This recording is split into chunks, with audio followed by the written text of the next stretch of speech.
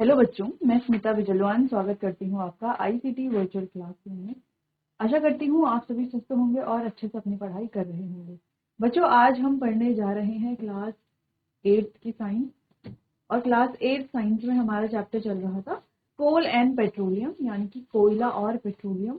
तो इसी चैप्टर को आगे हम आज कंटिन्यू करेंगे। ठीक है। अब जो भी हमने अपने लास्ट लेक्चर में पढ़ा था उसे एक बार थोड़ा सा रिवाइज कर लेंगे। ठीक है। तो चलो एक बार देखते हैं हमने क्या पढ़ा था लास्ट लेक्चर में। सबसे पहले हमने पढ़ा था कि संसाधन क्या होते हैं। संसाधन यानी कि रिसोर्सेज। ठीक है। संसाधन क्या होते हैं ये हमने सबसे पहले पढ़ा था। तो क्या होते हैं संसाधन, या हम रिसोर्सेज भी कह सकते हैं। ठीक है, रिसोर्सेज लिख लेते हैं यहाँ पर। तो क्या होते हैं रिसोर्सेज? जो भी ऐसी वस्तुएं या ऐसी कोई भी चीज जिससे हम अपने कार्य को आसान कर सकते हैं, वो सभी क्या है? संसाधन है। ठीक है। जैसे हमें एक जगह से दूसरी जगह जाना है, कैसे जाएंगे, कैसे हम ट्रैवल करेंगे? तो हम जो है किसी व्हीकल यानी कि वाहन की मदद से जाएंगे, है ना। तो वाहन क्या है? एक रिसोर्स है, यानी कि संसाधन है। ठीक है। हमें ठंड लग रही है तो हम धूप में बैठ जाते हैं। तो धूप कहाँ से आ रही है? सूर्य से। सूर्य का प्रकाश ही तो है ना। ये जो सूर्य का प्रकाश है ये भी क्या है? एक रिसोर्स है। हम सांस ले रहे हैं तो कैसे सांस ले रहे हैं? एयर की मदद से, यानी कि वायु से हम क्या कर रहे हैं? वायु है तभी तो सांस ले पा रहे हैं। वायु में ऑक्सीजन है तो हम ऑक्सीजन को इनहेल कर रहे हैं, कार्बन डाइऑक्साइड गैस को एक्सहेल कर रहे हैं। तो ये भी क्या है? एक रिसोर्स है। और इसके अलावा अगर हम बात करें लकड़ी, तो लकड़ी भी क्या है? एक संसाधन है। उससे भी हम अपने कई सारे कार्य को आसान बना सकते हैं। ठीक है। तो ऐसे जो भी वस्तुएं हैं या जो भी चीज है जिनसे हम अपने कार्य को आसान बना सकते हैं, ठीक है, वो सभी क्या है? रिसोर्सेज कहलाए जाते हैं या संसाधन कहलाए जाते हैं। क्लियर है? चलो, तो ये तो बात हो गई संसाधन की।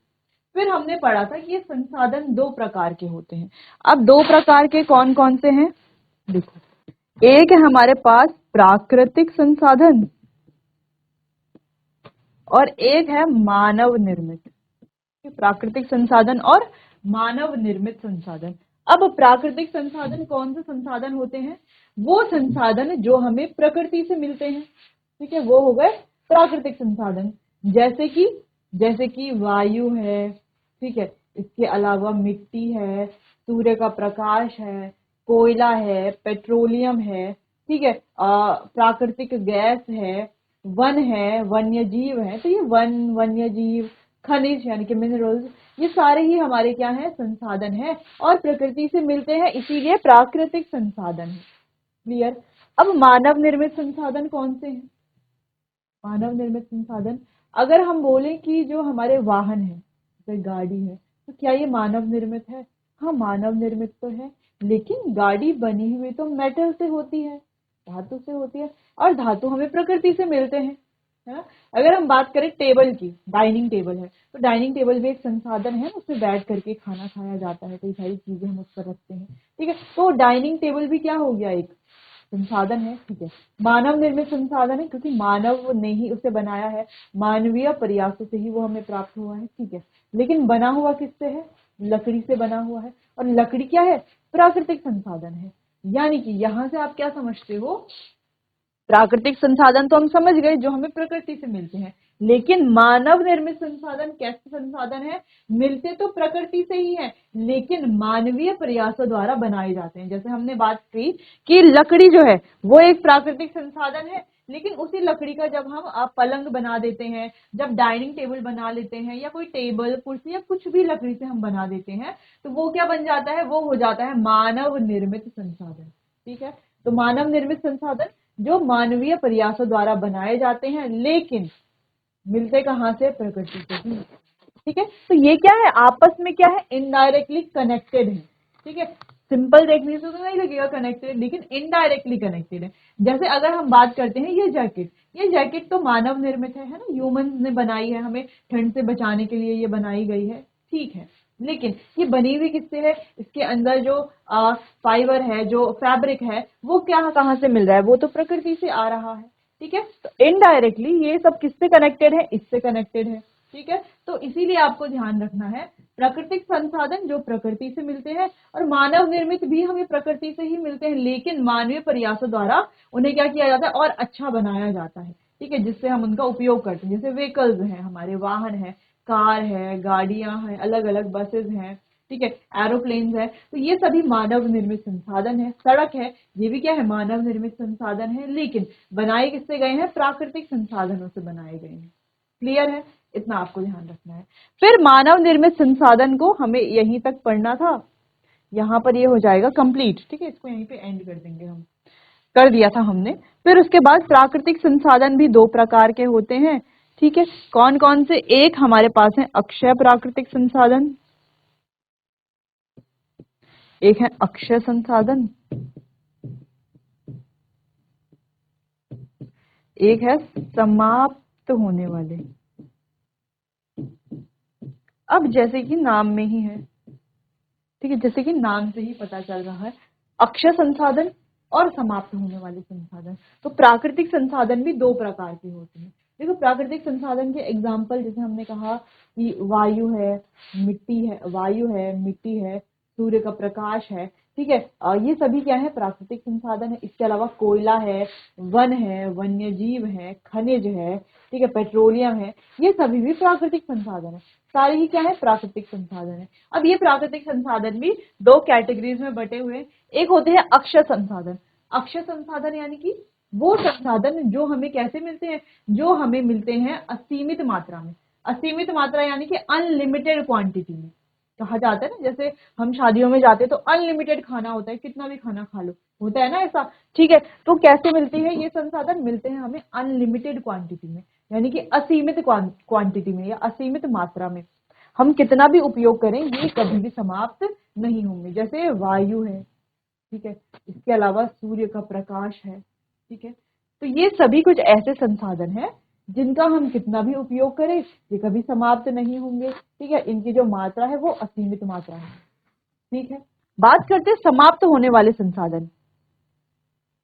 अब देखो, अक्षय संसाधन को हमें सिर्फ इतना ही पढ़ना है बस, कि ये संसाधन जो समाप्त नहीं होते कभी भी, सूर्य का प्रकाश, वायु, ये सब ध्यान रखना है। फिर बात करते हैं हमारे समाप्त होने वाले संसाधन। अब ये जो समाप्त होने वाले संसाधन है, तो जैसे इनका नाम ही है, यानी कि अगर इनका ज्यादा उपयोग किया जाएगा तो ये समाप्त हो जाएंगे, यानी कि कैसी मात्रा में है, ये सीमित मात्रा में है, ठीक है, यानी कि लिमिटेड क्वांटिटी में ये होते हैं। अगर ज्यादा उपयोग करेंगे तो समाप्त हो जाएंगे। अच्छा, ऐसा क्यों, है तो प्राकृतिक ही संसाधन, ये तो बनते रहते होंगे, तो अगर हम ज्यादा उपयोग करेंगे तो समाप्त क्यों हो जाएंगे, दोबारा बन भी तो जाएंगे, है ना। लेकिन ऐसा नहीं होता, क्योंकि ये ऐसे संसाधन है जिनको बनने में बच्चों मिलियंस ऑफ ईयर्स लगते हैं, लाखों करोड़ों वर्ष लगते हैं इन्हें बनने में, ठीक है। तो अभी हमारे पास जो है समाप्त होने वाले संसाधन, ठीक है, उनका अगर हम यूज कर लेंगे और उनको समाप्त कर देंगे अभी, तो फ्यूचर आने वाली जो फ्यूचर जनरेशन है उनके लिए तो ये संसाधन बचेंगे ही नहीं, क्योंकि समाप्त हो जाएंगे। फिर 300-400 मिलियन वर्ष लगेंगे उन्हें फिर से बनने में, है ना। उतने में तो कितनी सारी जनरेशन आकर के चली जाएंगी। तो कुछ जनरेशन ऐसी होंगी जिन्हें कभी ये संसाधन देखने को ही नहीं मिलेंगे, होगा ना ऐसा, ठीक है। तो ये हमने बात की थी कि समाप्त होने वाले संसाधनों के बारे में। अब एग्जाम्पल की बात करें तो इसमें क्या क्या है, जो हमारे चैप्टर का नाम है जो कि है कोयला, पेट्रोलियम। अच्छा, केवल कोयला पेट्रोलियम, इसके अलावा भी है, इसके अलावा वन है, वन्य जीव है, खनिज है, ठीक है, प्राकृतिक गैस है, तो ये सभी हमारे समाप्त होने वाले संसाधन है, ठीक है। तो चैप्टर में कोल एंड पेट्रोलियम चैप्टर का नाम है, यानी कि चैप्टर में हमें पढ़ना क्या है, चैप्टर में हमें पढ़ने हैं ये समाप्त होने वाले संसाधनों के बारे में, ठीक है। अब ये जो समाप्त होने वाले संसाधन है क्या है, कैसे बनते हैं, इनके क्या क्या प्रकार होते हैं, ठीक है, उनके क्या क्या अलग अलग प्रोडक्ट होते हैं, ये सभी हम ये चैप्टर में पढ़ेंगे। और लास्ट लेक्चर में बच्चों हमने यहाँ पर कोयला हम पढ़ रहे थे और कोल को हमने स्टार्ट कर लिया था। हमने पढ़ा कि कोयला क्या है, एक फॉसिल फ्यूल है, फॉसिल फ्यूल, ठीक है, क्या है, ये जो कोल है ये क्या है, एक फॉसिल फ्यूल, यानी कि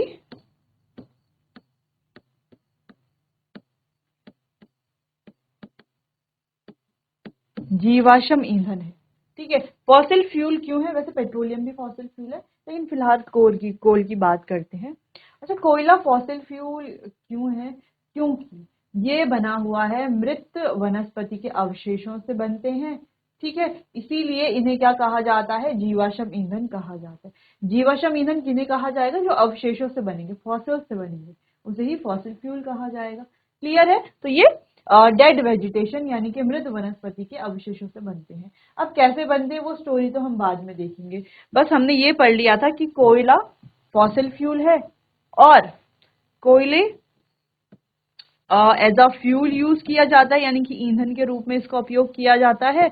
और इसके 3 उत्पाद होते हैं मेजर। क्या क्या है? कोक, कोल तार और कोयला गैस। ठीक है, कोक यानी कि ये हमारा एक सॉलिड है, ये क्या है? लिक्विड, और ये है गैसियस फॉर्म में। तो 3 अलग अलग प्रोडक्ट कोल के होते हैं, कोक, कोल तार और कोल गैस। क्लियर है इतना? चलो, तो ये सभी हमने चैप्टर में अभी तक पढ़ लिया है। अब इससे आगे कंटिन्यू करते हैं, एक बार आप देख भी लो। ठीक है, ये सभी हम पढ़ चुके, ये था। ठीक है, ये सारे नेचुरल रिसोर्सेज हैं। इन नेचुरल रिसोर्सेज से ये मैन मेड रिसोर्सेज बने हुए हैं। जैसे मेटल, धातु, जैसे चम्मच है तो ये धातु से बनी हुई है। धातु क्या है? एक प्राकृतिक संसाधन है, और चम्मच क्या है? एक मैन मेड यानी कि मानव निर्मित संसाधन है। ठीक है, क्लियर है? जैसे ये रेत है, ठीक है, सैंड, रेत, मिट्टी, कुछ भी बोलो आप, तो ये क्या है? Natural resource. और मिट्टी के जो बर्तन है वो क्या हो गए? Man made resource. लेकिन बनी हुई किससे है? मिट्टी से, यानी कि नेचुरल रिसोर्स से ही बने हुए हैं। ठीक है, तो जैसे कि हमने कहा कि आपस में क्या है? इंटरकनेक्टेड है या डायरेक्टली कनेक्टेड है। चलो, ये भी हो गया था। फिर यहाँ पे एग्जाम्पल देखिए, सनलाइट है, एयर है, ये एग्जॉस्टेबल यानी कि अक्षय प्राकृतिक संसाधन। फॉरेस्ट, वाइल्ड लाइफ यानी कि वन, वन्य जीव, खनिज, कोयला, पेट्रोलियम, प्राकृतिक गैस, ये सभी क्या है? एग्जॉस्टेबल रिसोर्सेज यानी कि समाप्त होने वाले संसाधन। ठीक है, फिर हमने बात की थी फॉसिल फ्यूल की, तो देखो ये नेचुरल गैस है, ये कोयला है, ठीक है, ये ऑयल यानी कि पेट्रोलियम है। ये सभी क्या होते हैं? फॉसिल फ्यूल होते हैं। क्योंकि ये कैसे बनते हैं? डेड रिमेन से, यानी कि मृत अवशेषों से बनते हैं। अब वो मृत अवशेष किसके हो सकते हैं? वनस्पति के हो सकते हैं, किसी ऑर्गेनिज्म के हो सकते हैं। ठीक है, चलो, फिर कोयले के बारे में भी हमने बात कर ली थी, और यहाँ पे हम समझ रहे थे, इसे ही पढ़ रहे थे, आगे इसको देखते हैं। तो कोयले का उपयोग भोजन पकाने के लिए ईंधन के रूप में किया जाता है। ठीक है, इसका उपयोग रेलवे इंजनों में भाप बनाने के लिए किया जाता था। फिर इसका उपयोग थर्मल पावर स्टेशंस में बिजली पैदा करने के लिए किया जाता है। ठीक है, तो कोयले को जो है एज अ फ्यूल यूज किया जाता है, भोजन पकाने के लिए भी, रेलवे इंजन में भी, थर्मल पावर प्लांट्स में भी। ठीक है, एज अ फ्यूल जो है बिजली पैदा करने के लिए थर्मल पावर प्लांट में भी इसका उपयोग किया जाता है। फिर हमने बात की इसके क्या है? 3 उत्पाद है, कोक, कोल तार और कोल गैस। देखो बच्चों, इसको आप ना इस तरीके से लिख सकते हो। ठीक है, कोल यानी कि सॉलिड क्या है? कोक, कोल तार लिक्विड, और गैस क्या है? कोल गैस यानी कि कोयला गैस। क्लियर है इतना? चलो, इतना आप नोट कर लो। कोल एंड पेट्रोलियम नहीं लिखना है आपको, यहाँ पे केवल कोल लिखना है। ठीक है, एंड पेट्रोलियम आपको नहीं लिखना है। क्लियर है? चलो, इतना आप नोट करो।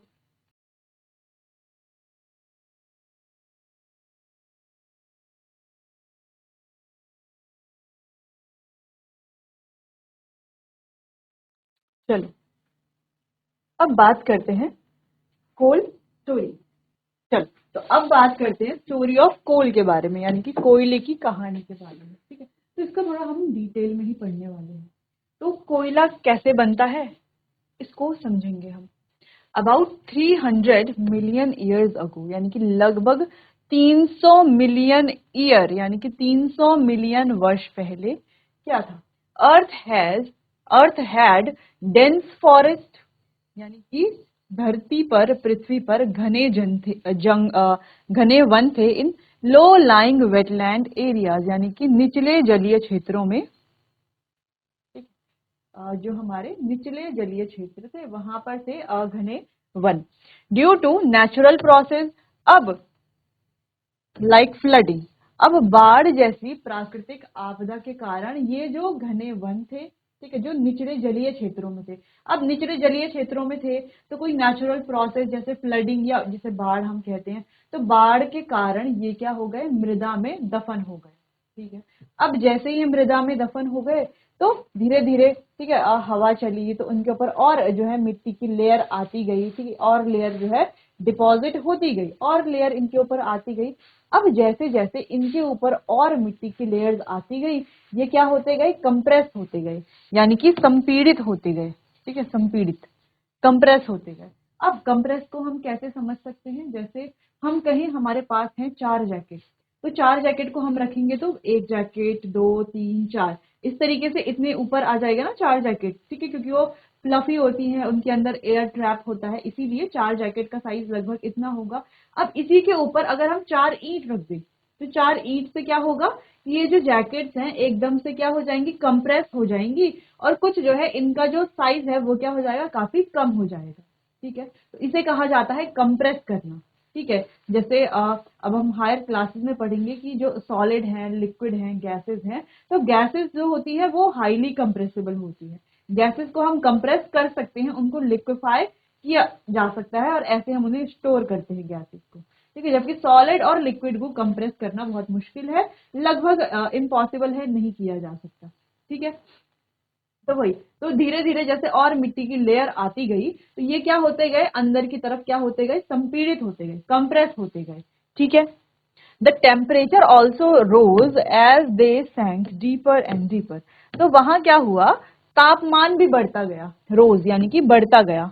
ठीक है, जैसे वो और गहराई में चल जाते गए वैसे वैसे तापमान भी बढ़ता गया, और उच्च दाब और उच्च ताप के कारण, यानी कि उच्च दबाव और उच्च टेम्परेचर यानी कि तापमान के कारण धीरे धीरे जो मृत पेड़ पौधे थे, ठीक है, ये मृत प्लांट थे, वो धीरे धीरे कोयले में परिवर्तित हो गए, गॉट स्लोली कन्वर्टेड टू कोल, यानी कि धीरे धीरे कोयले में परिवर्तित हो गए। तो ये थी कोयले की स्टोरी। अच्छा, ये जो प्रोसेस है, ये जो प्रोसेस है जहां पर स्लोली स्लोली, अब स्लोली तो हो रहा होगा कि 300 मिलियन वर्ष लग रहे हैं, तो कितने स्लोली ये प्रोसेस हो रही होगी। ठीक है, ऐसे नहीं होता है कि आज जो है किसी प्राकृतिक आपदा से पेड़ दब गए, कल मिट्टी आ गई उनके ऊपर, परसों वो कंप्रेस हो गए और नेक्स्ट डे जो है कोयला बन गया, ऐसा नहीं होता है। तो मिलियंस ऑफ ईयर लग जाते हैं, इसीलिए हम इन्हें क्या कह रहे हैं, इसीलिए हम इन्हें समाप्त होने वाले प्राकृतिक संसाधन कह रहे हैं, जो कैसी मात्रा में है, केवल सीमित मात्रा में। अगर ज्यादा उपयोग इनका करेंगे तो ये समाप्त हो जाएंगे। ठीक है,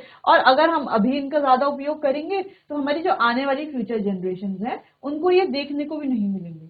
ठीक है, चलो क्लियर है, इतना समझ में आया। और ये जो प्रोसेस है जहां पर ये जो डेड प्लांट है धीरे धीरे कोयले में परिवर्तित हो जाते हैं, इस प्रोसेस को कहा जाता है कार्बोनाइजेशन। कार्बनाइजेशन, ठीक है, इस प्रोसेस को कहा जाता है कार्बनाइजेशन, हिंदी में हम कहें तो कार्बनीकरण। ठीक है, चलो इतना थोड़ा समझ में आया, थोड़ा बहुत तो समझ में आया होगा कि क्या प्रोसेस होती है, इतना आप नोट करो, फिर इसको हम दोबारा से समझेंगे, दोबारा से पढ़ेंगे। ठीक है, ताकि अच्छे से आपको प्रोसेस जो है क्लियर हो जाए। क्लियर है, अच्छा इतना नोट करो।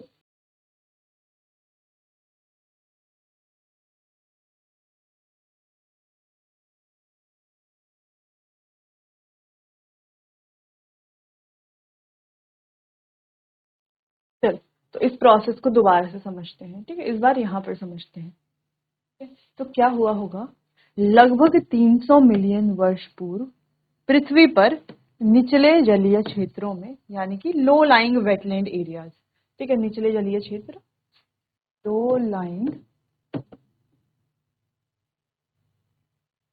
Wetland areas, low lying wetland areas के बारे में यहाँ पर बात हो रही है।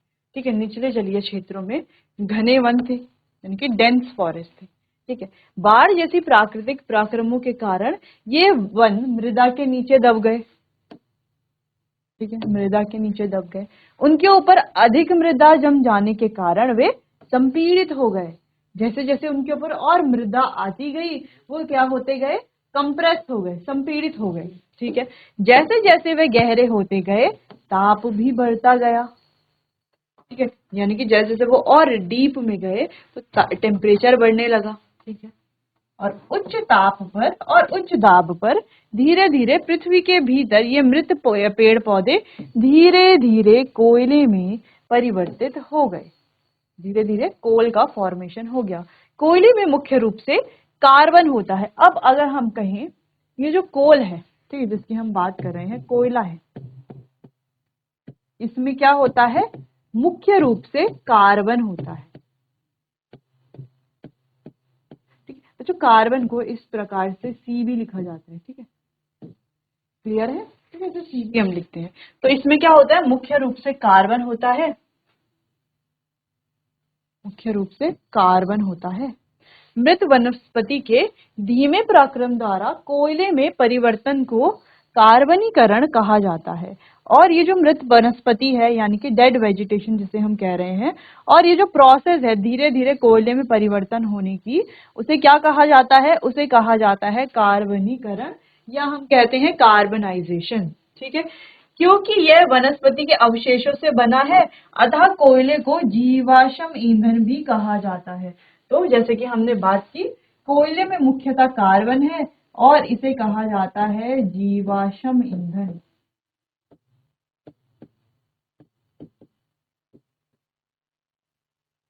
ठीक है, इसे कहा जाता है जीवाश्म ईंधन। ठीक है, अतः कोयले को जीवाश्म ईंधन भी कहा जाता है। कोयले की खान को आगे हम एक चित्र में देखेंगे, एक इमेज है उसमें देखेंगे। ठीक है, तो यहाँ से आपको कोयले की कहानी समझ में आ गई। आपको बस ऐसा रखना है कि ये निचले जलीय क्षेत्र है, यहाँ पर ये वन थे, इस प्रकार से पेड़ पौधे घने वन थे, डेंस फॉरेस्ट थे। अब किसी प्राकृतिक आपदा के कारण इनके ऊपर क्या हो गया? ये बाढ़ जैसी प्राकृतिक आपदा के कारण ये क्या हो गए? मिट्टी में दफन हो गए। ठीक है, बाढ़ आई और ये क्या हो गए? मिट्टी में दफन हो गए। ठीक है, ऐसे समझ लो आप। ठीक है, इस प्रकार से मिट्टी में ये दफन हो गए।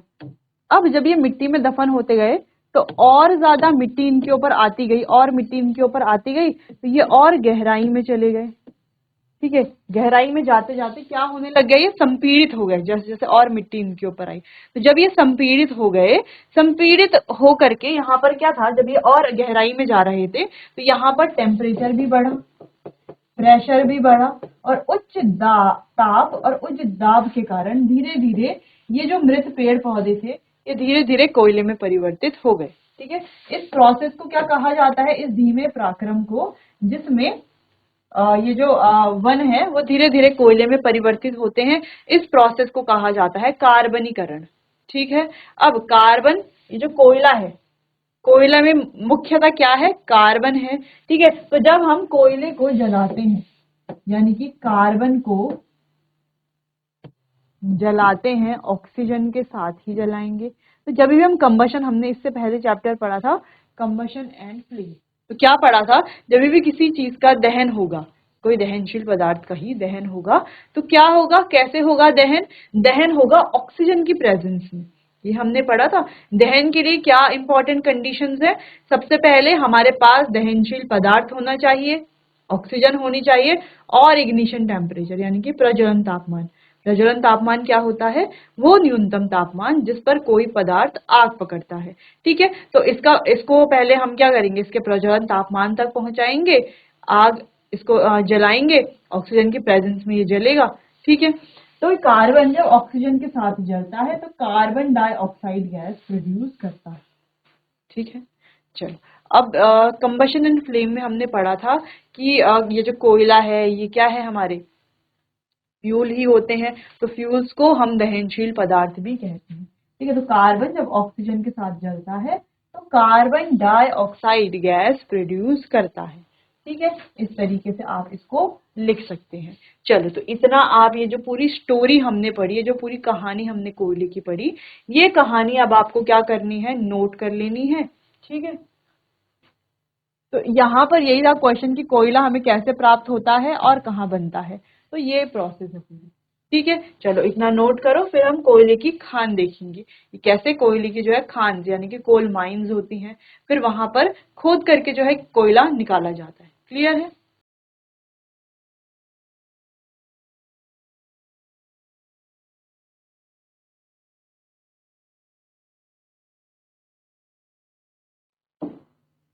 चलिए,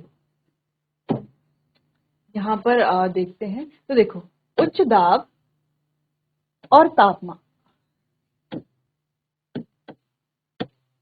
चलो तो उच्च दाब और तापमान में मृत वनस्पति को कोयले में परिवर्तित हो जाती है मृत वनस्पति, और इस प्रोसेस को कहा जाता है कार्बनीकरण। तो जैसे कि आप देख सकते हो, ये क्या है, स्वाम्प है, ठीक है, और धीरे धीरे क्या बन रहे हैं, कोल में कन्वर्ट हो रहे हैं। कैसे?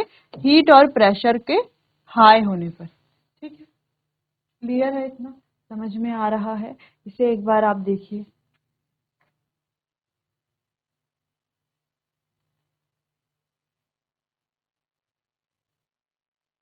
क्लियर है? तो बच्चों, आज हमने कोयले की स्टोरी पढ़ी। हम कोयले की खान यहाँ पर देखेंगे। इस तरीके से होती है एक कोल माइन, ठीक है, जहां से खुदाई करके जो है कोयले को निकाला जाता है। ठीक, तो चलिए, तो आज हमने पढ़ा कोल एंड पेट्रोलियम चैप्टर में। सबसे पहले तो हमने रिवीजन किया जो भी लास्ट लेक्चर में पढ़ा था कि संसाधन क्या है, क्या क्या इनके प्रकार होते हैं। ये जो कोल और पेट्रोलियम हम पढ़ रहे हैं, ये किसके अंडर हम पढ़ रहे हैं? ये हम पढ़ रहे हैं समाप्त होने वाले संसाधन, या जिसे हम एग्जॉस्टिबल रिसोर्सेज भी कहते हैं। ठीक है, तो उनके अंडर हम ये पढ़ रहे हैं कोल पेट्रोलियम। ऐसा नहीं कि सर केवल कोल पेट्रोलियम ही हमें पढ़ना है, नहीं, हमें यहाँ पर थोड़ा बहुत हम नेचुरल गैस के बारे में भी पढ़ेंगे। ठीक है, ये कैसे बनते हैं, क्या इनकी स्टोरी है, इसके बारे में भी हम पढ़ेंगे। तो आज हमने कोल की स्टोरी को समझा, ठीक है, जहां पर कुछ चीजें थी जैसे कि कार्बनाइजेशन क्या होता है, फॉसिल फ्यूल क्या होते हैं, कार्बन को फॉसिल फ्यूल क्यों कहा जाता है, ठीक है, कंप्रेस करना, ठीक है, कंप्रेशन किसे कहा जाता है, या कंप्रेस करना, संपीड़ित करना क्या होता है, ठीक है, कोल में मुख्यतः क्या पाया जाता है, इसकी रिएक्शन क्या है, यानी कि जो कोयले में तो कार्बन पाया जाता है, कार्बन जब जलता है तो कैसे जलता है, क्या गैस प्रोड्यूस करता है, ये सभी हमने आज के लेक्चर में पढ़ा। बाकी इस चैप्टर को कंटिन्यू करेंगे हम अपने आने वाले अगले सेशन में। तब तक के लिए आपका बहुत बहुत धन्यवाद।